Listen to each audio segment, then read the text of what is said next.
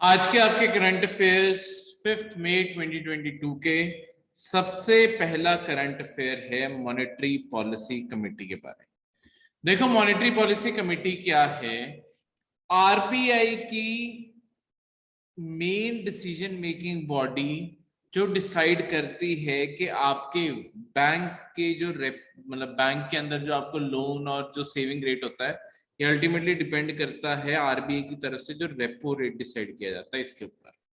तो repo rate कहाँ move करेगा, उसी के अकॉर्डिंग आपका सेविंग और लोन के इंटरेस्ट रेट्स डिसाइड होते हैं। तो इसे डिसाइड करने के लिए जो मेन कमेटी है वो है आपकी मॉनेटरी पॉलिसी कमेटी। ठीक है, ये टोटल 6 मेंबर है इसके अंदर। एक आरबीआई का गवर्नर होता है, 2 आरबीआई के और मेंबर्स और 3 मेंबर्स आपकी गवर्नमेंट ऑफ इंडिया की तरफ से 4 साल के टर्म के लिए बनाए जाते हैं। ठीक है, तो ये मॉनेटरी पॉलिसी कमेटी जो होती है ये कम से कम 4 बारी एक साल में मिलती है, यानी कि हर क्वार्टर में एक बारी मिलती है।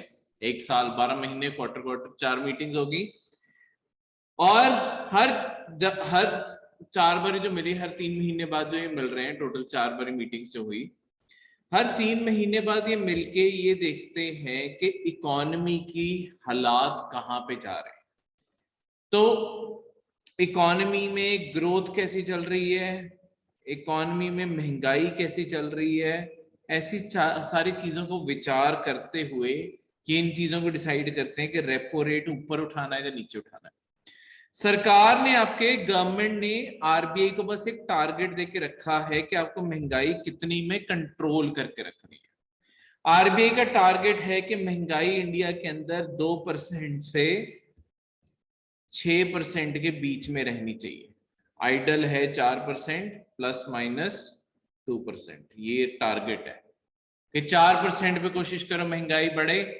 ठीक है, पर अगर ऊपर नीचे भी जाए तो कम से कम 2 और ज्यादा से ज्यादा 6% पे। अब ये सारी चीजें होती क्या है, इसके बारे में आपको एक बारी डिटेल में ब्रीफ आउट करता हूं।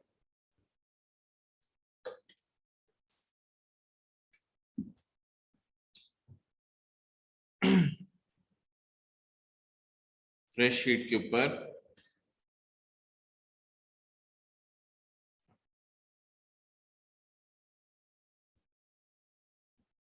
अब सबसे पहले शुरुआत करते हैं इसी के अंदर समझने में कि इन्फ्लेशन होती क्या है। देखो, इन्फ्लेशन में जनरल टर्म्स में इन्फ्लेशन का मतलब होता है increase in prices of large number of goods. जब आपकी मार्केट में जनरल प्राइस राइज हो बहुत सारी चीजों का, ऐसा नहीं कि सिर्फ एक आधी चीज महंगी हो रही है तो कह दो कि महंगाई हो रही है।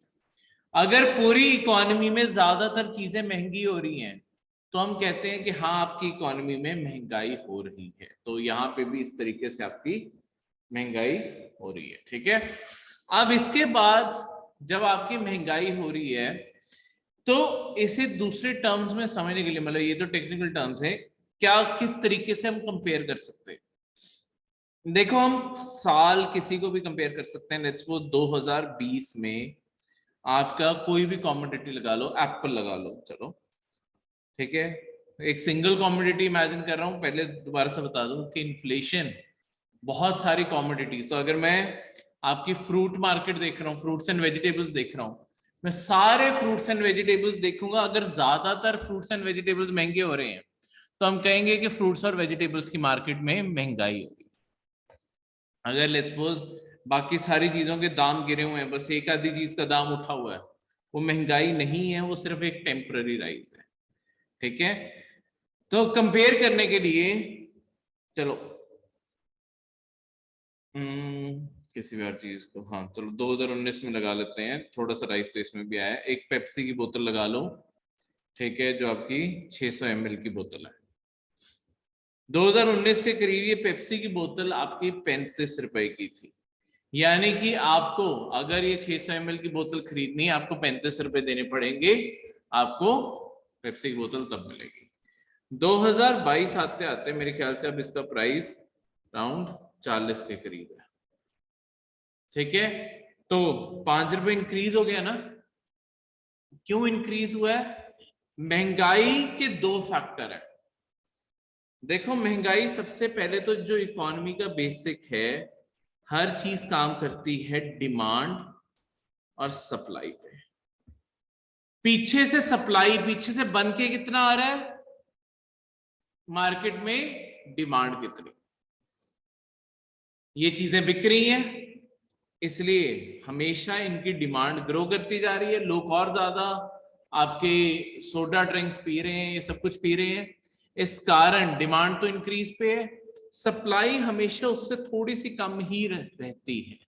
इसी कारण लॉन्ग टर्म में प्राइस आपका हमेशा बढ़ेगा। देखो जब किसी चीज की डिमांड ज्यादा है मार्केट में, लोग जिसे खरीदना चाहते हैं पर पीछे से बन के उतनी नहीं आ रही, वो चीज अपने आप ही महंगी हो जाएगी, क्योंकि वो एक वैल्यूएबल कमोडिटी बन गई जो मार्केट में कम अवेलेबल है, उसकी डिमांड से वो कम अवेलेबल, ठीक है। एक तो ये चीज हुई। दूसरे महंगाई के कारण होते हैं इन दोनों साइड पे आने वाली अगर कोई प्रॉब्लम आ जाए महंगाई में। लेट्स सपोज, जरूरी नहीं है कि हमेशा डिमांड के कारण ही प्राइस राइज हो रहा होता है। लेट्स सपोज सप्लाई में कोई प्रॉब्लम आ गई है, ठीक है, जैसे कि रॉ मटेरियल महंगा हो गया, तो ऑब्वियसली कस्टमर कोई कॉस्ट फॉरवर्ड करेंगे वो। लेट्स सपोज आपकी लेबर सैलरी ज्यादा मांग रही है, इसकी कॉस्ट भी तो इनके पास ही जाएगी। ये सारी चीजों की जितनी भी सप्लाई में ये चीजें हैं, इनकी कॉस्ट हमेशा कस्टमर को ट्रांसफर होगी, ठीक है। इस टाइम आपके मतलब ये न्यूज क्यों बनी है उसका भी मैं आपको कारण बताता हूं।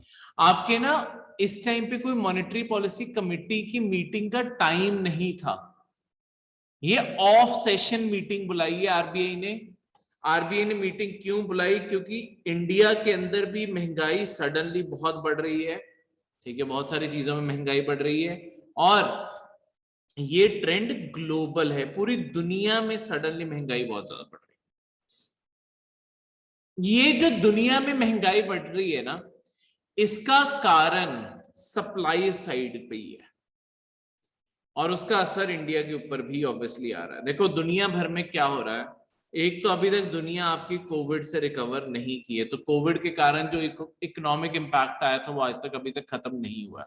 बहुत सारी चीजों की शॉर्टेज चल रही है, बहुत सारी चीजों की डिमांड बहुत ज्यादा बढ़ गई थी 2019 से पहले, वो उतनी क्वांटिटी पे ना प्रोड्यूस होती थी, ना सोचा था कि इतनी जल्दी इतनी कैपेसिटी बढ़ानी पड़ेगी, तो अभी तक वो कैपेसिटी मैच नहीं हुई है। इस कारण आपकी अभी तक वो कोविड शॉक चल रहा है, ठीक है, जैसे दुनिया भर की शिपिंग में डिले है, वो सब कुछ। कोविड का एक इस टाइम और भी बहुत बड़ा असर, जो अभी कुछ टाइम पहले तक आपके चाइना की ना एक जीरो कोविड पॉलिसी है, वहां पे देखो चाइना दुनिया का बहुत सारा सामान बनाता है, पर चाइना में एक बहुत बड़ी प्रॉब्लम क्या है, ये इन्होंने जो पॉलिसी बना दी ना जीरो कोविड पॉलिसी, इसके अंदर क्या है कि अगर थोड़े से भी कोविड के केसेस बढ़ने लगते हैं ना, चाइना बहुत ही ज्यादा स्ट्रिक्ट लॉकडाउन लगा देता है, जहां पे किसी को बाहर जाना अलाउड नहीं, कुछ करना अलाउड नहीं, तो फैक्ट्री हर चीज बंद होगी, तो दुनिया में जो पहले ही सप्लाई शॉर्टेज चल रही है वो और ज्यादा शॉर्ट पड़ जाती है। बहुत सारा रॉ मटेरियल चाइना की तरफ से आता है, बहुत सारे एसेंशियल चीजें चाइना की तरफ से आती हैं, ठीक है, जैसे कि आपके सेमीकंडक्टर्स ज्यादातर या तो ताइवान बनाता है या आपका चाइना, ठीक है, तो यही तो ऑब्वियसली जब तक सेमीकंडक्टर नहीं बनेंगे तब तक आपके बाकी इलेक्ट्रॉनिक्स कैसे बनेंगे, इसलिए इलेक्ट्रॉनिक मार्केट में इतनी ज्यादा महंगाई हो रही है, ठीक है। इसके अलावा आपकी रशिया यूक्रेन वॉर, काफी लार्ज स्केल वॉर छिड़ गई है। उस वॉर, जब भी देखो दुनिया भर में कहीं पे भी लार्ज स्केल कभी वर्ल्ड पावर वॉर्स में इन्वॉल्व होती है ना, उसका इफेक्ट हमेशा पड़ता है। तो रशियन यूक्रेन वॉर, इस वॉर के कारण, क्योंकि रशिया के ऊपर सैंक्शंस लग रहे हैं, उसे सिस्टम से बाहर निकाला गया, तो रशिया जितनी चीजें दुनिया भर को सप्लाई करता था वो सडनली मार्केट से बाहर हो गया। तो इसके कारण भी बहुत सारी प्रॉब्लम्स क्रिएट हो रही हैं। तो ये ओवरऑल सप्लाई आपकी शॉर्ट पड़ती जा रही है। ये सारी चीजों के कारण दुनिया भर में ग्लोबली शॉर्टेज पड़ रही है और उसका असर इंडिया पे भी है। तो आरबीआई लगातार इन्फ्लेशन को चेक में रखता है कि इंडिया में महंगाई कितनी हो रही है, तो उन्होंने तभी रातों रात मीटिंग, सडन मीटिंग बुला के आपका काफी ज्यादा रेपो रेट बढ़ा दिया। अब ये रेपो रेट से होता क्या है, देखो एक बार इमेजिन कर लो जिसके अकॉर्डिंग सारे इंटरेस्ट रेट डिसाइड होता है। 8, 10, 12, 14 तक ले लो, ठीक है, जस्ट इमेजिन करने के लिए कि ये सारे के सारे आपका बार इंटरेस्ट रेट्स हैं। देखो आपके जो रेपो रेट और रिवर्स रेपो रेट होते हैं ना, मैं मान लेता हूं कि रेपो रेट एक तरीके से टर्मिनोलॉजी में तुम ये कह सकते हो कि रेपो रेट वो इंटरेस्ट रेट है जिसपे आरबीआई बैंक्स को लोन देता है। बैंक्स उस रेट पे आरबीआई से पैसा उठाते हैं और फिर कस्टमर्स को आगे देते हैं। तो अगर आरबीआई लेट्स सपोज 6% पे लोन दे रहा है, तो बैंक्स इससे तो महंगे पे ही देंगे ना, क्योंकि बीच में अपना मार्जिन भी तो कमाना है। 6% तो आरबीआई को देना पड़ गया। तो लेट्स सपोज ये बटन के तौर पे इमेजिन कर लो, स्लाइड बटन के तौर पे इमेजिन कर लो, जिसकी एक साइड पे रेपो रेट और एक साइड पे रिवर्स रेपो रेट। ये दो चीजों को डिसाइड कर देता है। देखो आपके ऊपर वाला हिस्सा होगा कि लोन पे कितना इंटरेस्ट रेट होगा, दूसरा आपके सेविंग पे कितना इंटरेस्ट रेट मिलेगा। अगर आप सेविंग अकाउंट खुलवाते हो तब भी तो आपको इंटरेस्ट रेट मिलता है। देखो बैंक्स आपके काम ही इस तरीके से करते हैं। अगर आपका कोई बैंक है, बैंक इस बेसिस पे काम करता है कि आप बैंक में सेविंग अकाउंट खुलवाओगे, आपका पैसा बैंक ने गैदर किया, इसी बैंक के आगे, इसी पैसे का बैंक आगे लोन दे देगा। यहां पे लोन के लिए इंटरेस्ट रेट चार्ज करेगा लेट्स सपोज 12%, पीछे सेविंग पे आपको दे रहा है 4%। बीच का जो ये मार्जिन हो गया, ये ही बैंक का हमेशा प्रॉफिट होते हैं। इस तरीके से बैंक्स काम करते हैं, ठीक है। तो हमेशा लोन ज्यादा महंगा होता है क्योंकि तभी प्रॉफिट होगा, ठीक है। नहीं तो बैंक्स को तो क्या इंसेंटिव है ना, तुम्हारा पैसा अपने पास रख के बैंक को क्या मिलना है। तो इस कारण इस तरीके से ये चीजें काम करती है। अब ये जो चीज है सारी की सारी, यहां पे आपके लोन यानी कि हमेशा महंगे रहते हैं, सेविंग्स कम होते हैं। अब आरबीआई को कभी भी लगता है आपके मार्केट में महंगाई हो रही है, देखो महंगाई का एक बेसिक कारण तुम ये भी लगा सकते हो, लेट्स सपोज अगर तुम्हारी सप्लाई भी शॉर्ट पड़ी है, तब भी सप्लाई कम पड़ गई है, तो इसे बैलेंस करने का एक और तरीका है कि डिमांड कम करवा दो, बैलेंस हो जाएगी। डिमांड कैसे कम करवा सकते हो, डिमांड इस तरीके से कम करवा सकते हो कि जो एक्सेस का पैसा है ना वो मार्केट से निकाल लो। जो लोगों के पास सरप्लस पैसा है वो किसी तरीके से निकाल लो। इसे निकालने के दो तरीके हैं। देखो डिमांड दो तरीके से क्रिएट होती है। डिमांड दो तरीके के पैसे से क्रिएट हो सकती है। एक तो जो आपके पास खुद के पास सरप्लस पैसा पड़ा है, ये कहीं आप मार्केट में जाके खर्चोगे, तो ऑब्वियसली मार्केट के अंदर अगर आपने पैसा खर्चा, आपने डिमांड रेज की है, तो चीजें तो महंगी होनी है। दूसरा, अगर आपके पास खुद के पास पैसा नहीं है, तो शायद आप लोन उठा के कोई चीज, लेट्स सपोज आपको बाइक लेनी थी, कार लेनी थी, घर लेना था, कोई भी बैंक से जाके लोन लिया, पर लोन के बदले पैसा ही जारी होता है, इकोनॉमी के अंदर पैसा तो आ ही गया। तो ये दोनों को रोकना जरूरी है। तो आरबीआई क्या करता है, ये जो इंटरेस्ट रेट है इन्हें ऊपर को उठा देता है। लेट्स सपोज यहां से उठा के वो यहां ले गए, यानी कि अब लोन का इंटरेस्ट रेट हो गया आपका 12%। पहले मतलब इस एग्जांपल के अकॉर्डिंग पहले 6% था, तो लोगों को लगना था कि लोन सस्ते हुए हैं तो हम लोन ले ले, ठीक है, क्योंकि कम इंटरेस्ट रेट पे मिल रहा है। दूसरी साइड पे सेविंग का इंटरेस्ट रेट बहुत ही कम मिल रहा है, 4% पे क्या सेविंग करनी, तो लोगों को लग रहा होगा कि जो हमारा सरप्लस है हमें जो खरीदना है वो खरीद लें। पर यहाँ पे जब इन्होंने उठाया, अब लोगों को लग रहा है कि हमें 10% एफडी पे रेट मिल रहा है। लोगों में अचानक होता है कि एफडी करवा लो, एफडी के रेट अच्छे हुए हैं, तो लोग क्या करेंगे, अपना सरप्लस पैसा बैंक को दे देंगे, ठीक है, एफडी करवा ली, जब किसी भी इन्वेस्टमेंट ऑप्शन में लगा दिए। अगर ऐसे एफडी या किसी भी इन्वेस्टमेंट ऑप्शन में लगा दिए, पैसा सारा बैंक्स में आने लग गया ना, तो अब तुम ये पैसा खर्च नहीं कर पाओगे, क्योंकि लॉक इन पीरियड है। तो इस कारण कमिटमेंट आ गई। दूसरी साइड पे जब लोन महंगे हुए, लोन महंगे होने के कारण क्या हुआ, लोगों ने कहना इस टाइम लोन बहुत महंगे हुए हैं, इस टाइम हम लोन नहीं लेते। तो जब ये दोनों चीजें कर दी आपने, ओवरऑल डिमांड गिरा दी, डिमांड गिरा दी, तो अगर सप्लाई गिरी हुई थी तो अब गिर के डिमांड उसके बराबर आ जाएगी, आपकी इकोनॉमी में अपने महंगाई होनी कम हो जाएगी। क्लियर है? कोई भी डाउट? तो इस तरीके से, ठीक है। तो इस टाइम आरबीआई ने यही किया है। जब आपके, हमें ये लगता है कि आपकी इकोनॉमी में ग्रोथ बहुत कम हो रही है, इकोनॉमी डूब रही है, हम इसे नीचे को ले जाते हैं, ठीक है, कि लोन सस्ते कर दो, और ज्यादा लोन ले। लोन लोगे, वो लोन कंपनीज के पास जाएंगे, फैक्ट्रीज के पास जाएंगे, फैक्ट्रीज वर्कर्स को हायर करेंगी, वर्कर्स के पास भी सैलरी आएंगी, ग्रोथ बढ़ेगी। और सेविंग कम करो ताकि तुम खर्चा ज्यादा करो, इकोनॉमी के अंदर जो सामान बन रहा है उसे तुम खरीदो, और नए बिस्किट के पैकेट लेके आओ, और कोक लेके आओ,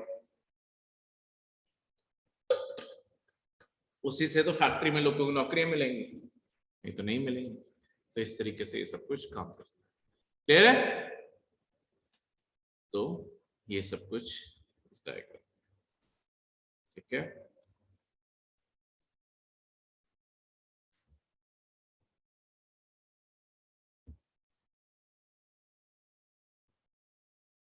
ठीक है, तो ये 4% का टारगेट, और टॉलरेंस रेंज है 6 से 2।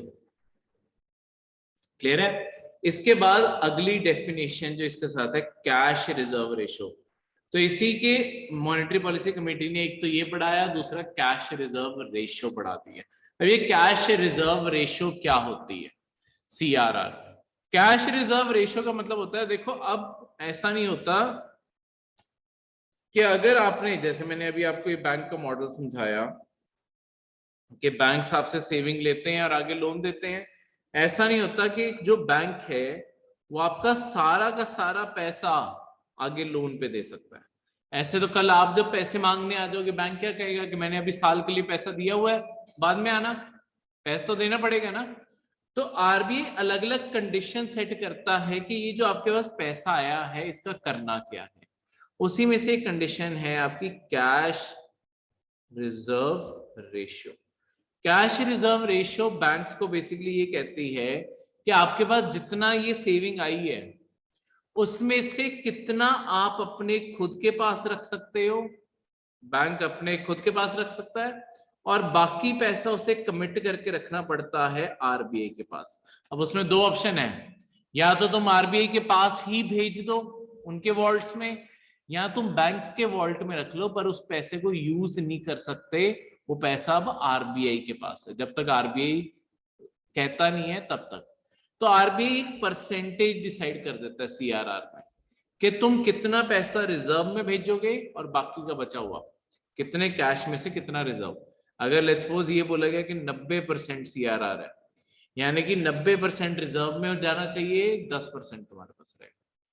इस तरीके से ये सारी की सारी चीजें काम कर रही है। जैसे जब डीमोनेटाइजेशन आई थी तब ये नहीं था ना कि, ऐसा भी तो हो सकता है सारा दिन 500 और 1000 की नोट्स आ रहे हैं, ऐसे सीआरआर में तो फिर कुछ पैसा उन्हें अपने वॉलेट में भी रखना पड़ता, वो तो करेंसी हम बंद कर रहे थे।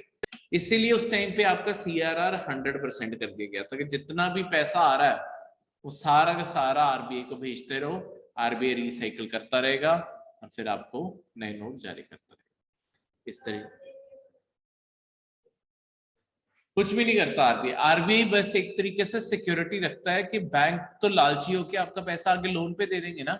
अगर आरबीआई के पास पड़ा हुआ है, कल कस्टमर्स को चाहिए, बैंक फेल होने से बचाने के लिए यही पैसा काम आता है, ठीक है। तो इस तरीके से ये काम करता है। क्लियर है? यही CRR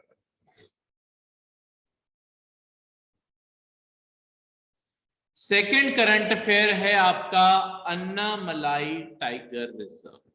Annamalai tiger reserve basically आपके तमिलनाडु में लोकेटेड है, ठीक है। ये आपके जो तमिलनाडु की बिल्कुल ही जिस एज पे पड़ता है ना, ये क्यों फेमस है? यहाँ पे अच्छी खासी आपकी रेनफॉल होती है, 500 mm, 20 इंच हर साल रेनफॉल होती है, तो काफी अच्छा आपके यहाँ पे जंगल बना हुआ है, ठीक है। अब इसके बाद यहाँ पे अगर देखोगे, यहाँ पे ट्रॉपिकल एरिया है, तो यहाँ पे ब्रॉड लीफ फॉरेस्ट, चौड़े पत्ते वाले जो पतले से होते हैं वैसे पाए जाते हैं। एवरग्रीन फॉरेस्ट में यहाँ पे शोल ग्रासलैंड्स में, शोल क्या होते हैं? साउथ के लिए शोल वर्ड पड़ा है, क्या था शोल का मतलब? ये ग्रासलैंड्स के ही एरियाज होते हैं। देखो ग्रासलैंड कौन सा एरिया होता है? ग्रासलैंड ऐसे एरिया बोलते हैं जहां पेड़ नहीं होते, सिर्फ घास ही घास होता है, ठीक है, अलग अलग हाइट के। शोल में क्या फर्क है? शोल ग्रासलैंड्स का क्या मतलब है? देखो यहाँ पे ग्रासलैंड्स हैं, बीच में पेड़ भी हैं बहुत दूर दूर, पर पेड़ जो है वो सारे के सारे आपके स्टंटेड पेड़ हैं। स्टंटेड का मतलब होता है छोटी हाइट के पेड़ है आपके यहाँ, क्लियर है? वो सारे के सारे यहाँ पे, ठीक है, क्लियर है? अब ये जो अन्नामलाई टाइगर रिजर्व है, यहाँ पे आपके ऑब्वियसली टाइगर रिजर्व है तो बंगाल टाइगर पाया जाता है, इंडियन एलिफेंट पाया जाता है, इंडियन लेपर्ड, ढोल, ठीक है, फिर नीलगिरी ताहिर, लाइन टेल्ड मकाको। ये जो मैं जानवर मार्क कर रहा हूं, इनकी लोकेशन याद रखनी होती है। इंडियन ब्राउन मंगूस, गौर, मालाबार, स्पिनी, डरमूस, ऐसे जो जानवर है ना, देखो क्या होता है, जब भी करंट अफेयर के अंदर आप नेशनल पार्क और टाइगर रिजर्व पढ़ो, इनकी लोकेशन याद रख लो।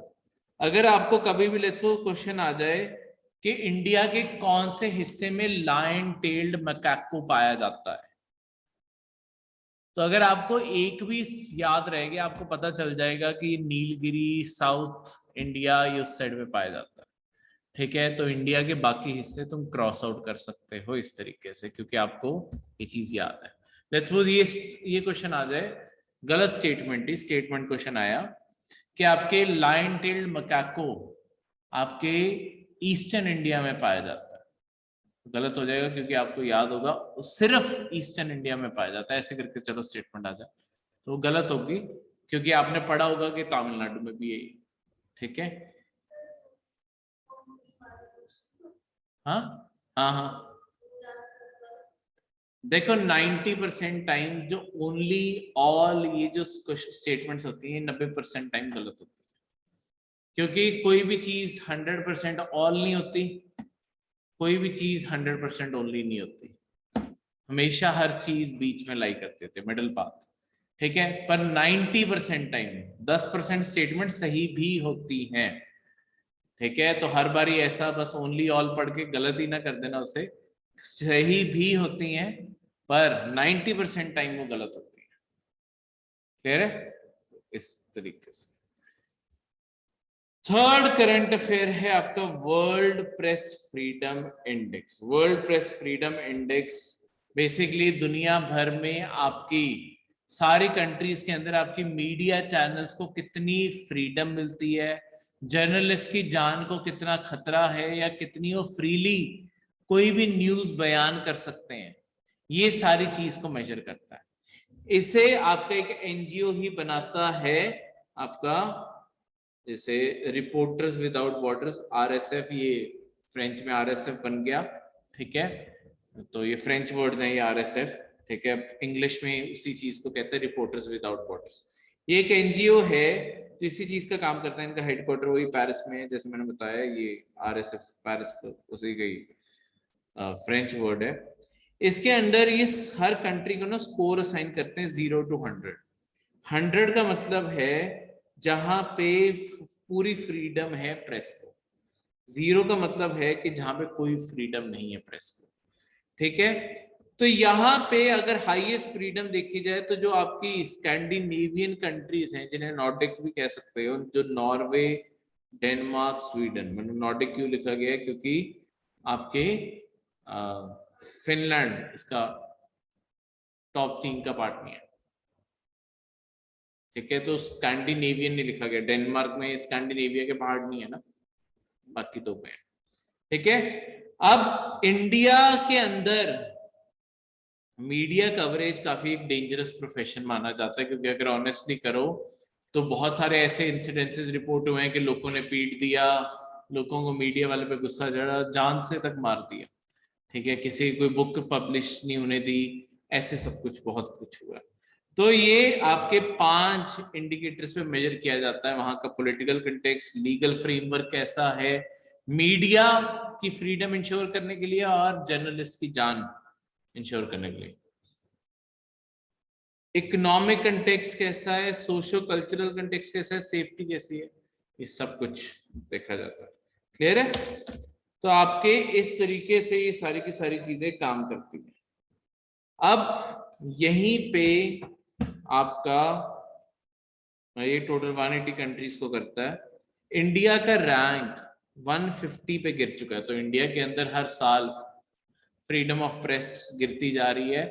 ठीक है, और जर्नलिस्ट के लिए माना जाता है कि कंट्री थोड़ी खतरनाक बनती जा रही है। क्लियर है? कोई भी डाउट?